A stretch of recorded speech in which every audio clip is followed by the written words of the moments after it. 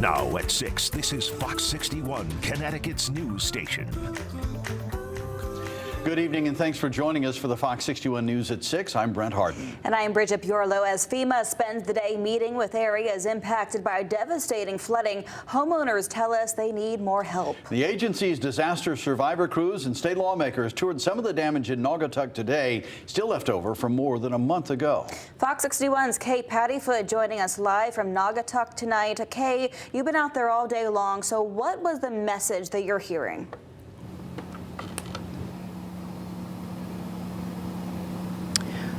Brent and Bridget, before I get into those details, I want to show you what that storm did to the house behind me. The homeowner tells me he got 22 inches of rain, which wiped out the first floor of his home. Earlier today, Senator Richard Blumenthal stressed the importance of documenting damages at your home or business and saving any receipts. Right now, FEMA has around 100 people deployed around the state to help thousands of people apply for aid after the storm on August 18th. So far, FEMA has given $2.5 million to homeowners, and teams have already visited more than 2,200 homes. But homeowners like James Grant say they need more help. We had to use the last of our savings to buy a used camper so we had somewhere to live. It's not fun. You said the last of your savings? Yeah. The guy wanted $8,000. I got him talked down to $6,500 because that's all I had. He went for it. James did register for funding and said a contractor will be out on Tuesday to assess the damages. Now, when it comes to additional resources, homeowners and renters can visit disasterassistance.gov. Live in Naugatuck, Kay Pattyfoot, Fox 61, Connecticut's news station.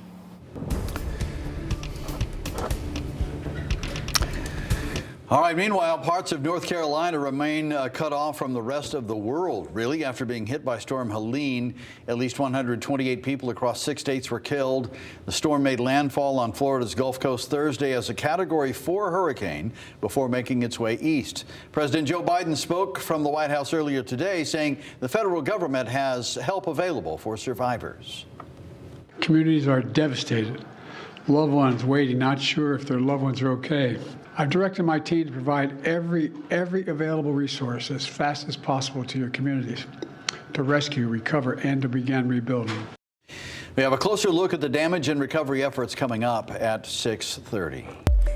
Let's get a check now on our local forecast. The weekend's rain seems to have dried out. Yeah, Chief Meteorologist Rachel Frayne joining us now. Rach? Yeah, mainly dry days in the days ahead. So we're stepping into October, how September finished. The only thing I have to tell you is there could be some areas of fog or mist in spots tonight.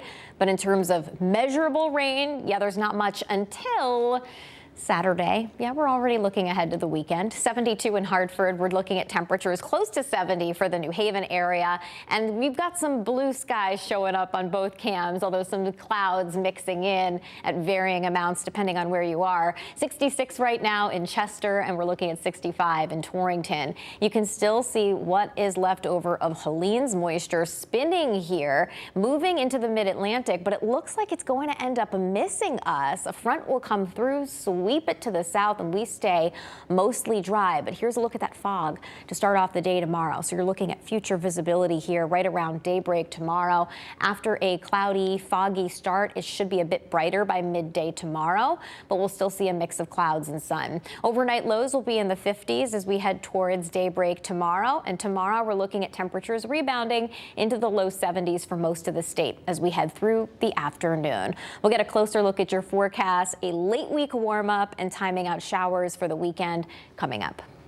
All right, Rachel, thank you. Talk with you soon. And new at 6, the state says Paier College will not be allowed to reopen. Fox 61 has been covering allegations against the for-profit school for the last several months. Now we've learned the Office of Higher Education denied the Bridgeport College's authorization renewal request. This comes after an investigation found the college failed to comply with 8 approval standards. In a letter sent to the college yesterday, Paier's president says they fully prepared to appeal appeal the decision, it could have around 10 days to complete. It's also important to note for you tonight, the college was owned by Joseph Burbaum before he sold it earlier this year. He also is the disgraced former Stone Academy CEO, which is now facing 2 lawsuits. Stone Academy abruptly closed last year, leaving students with lost academic credits with missing transcripts. Starting today, emergency repair work is being done on the Copond Dam in Ansonia to lower the water levels after a recent survey found the dam is in poor condition and poses a threat to human life. Fox 61's Julia LeBlanc is near the power plant in Ansonia that used to produce electricity. Those with the Naugatuck Valley Council of Governments say the water levels here at the Copond Dam in Ansonia are dangerously high and need to be lowered, all to save the Metro North railroad tracks across the way, which a recent study found would be at risk during a potential breach of the dam. It just can't remain the way it is because it's a serious safety hazard. Aaron Budris and others with the Naugatuck Valley Council of Governments are taking a deep dive into the Copond Dam in Ansonia, currently owned by Kinneytown Hydro, Inc., one that right now is not operational and it's dangerous. As part of our due diligence for the acquisition for the property, we went out and inspected the dams and found that the Copond Dam was in really poor condition. The regulatory agency of the property came to the same conclusion, ordering them to lower the water levels near the plant by 3 feet, saving the Metro North train tracks sitting beneath it, which could be at risk if there was a breach of the dam. The work that's being done now is just sort of the immediate, to deal with the immediate safety problem. And then, as part of the design of the overall Kinneytown Dam removal project, we're going to be, trying to figure out what can and will be done. Ultimately, Budris says that could mean the removal of the Copond Dam, but that's still up for debate. It's something neighbors like those along North 4th Street are in favor of, especially after being surrounded by standing water and debris. In the summertime, when it's really hot, down below here, stinks. It really stinks. So they should tear it all down, fill it in, and leave it at that. But for those on top of the hill, like here on Hubble Ave, a potential removal of the dam could mean less or no more water. I bought the house basically for the water view. If they get rid of the water, then everything's gone and you just don't know where to go from there. Something Budris says they're considering as the council plans its next move. We're going to take all those concerns from the neighbors into account when we do the design, and we want feedback from the communities to make sure that what we're doing in their backyards is okay with them. Now, the emergency repair work here at the Copond Dam is expected to be completed in a matter of 2 weeks. Now, we did reach out to the current owner of the property, and he says that this should be celebrated, and it is of great benefit to the community. We are in Ansonia. Julia LeBlanc, Fox 61, Connecticut's news station. Julia, thank you. New tonight, Glastonbury police are investigating an attempted armed robbery that happened in a Stop and Shop parking lot. It happened just before noon Saturday outside the Stop and Shop on Glastonbury Boulevard. Police say suspects in a stolen vehicle pointed a gun at a woman entering her car after shopping. That woman was able to get away without getting hurt, and there was no property stolen. Police say the robbery appears to have been a part of a pattern of similar incidents across the state. Anyone with any information should call Glastonbury Police. 4 people were arrested in connection to a street takeover in Stratford. Carlos Hernandez, Malin Perez, Rodney Geis, and Tyler Ranger all facing charges tonight. Police say they were all involved in a takeover at a shopping center on East Main Street Sunday just after midnight.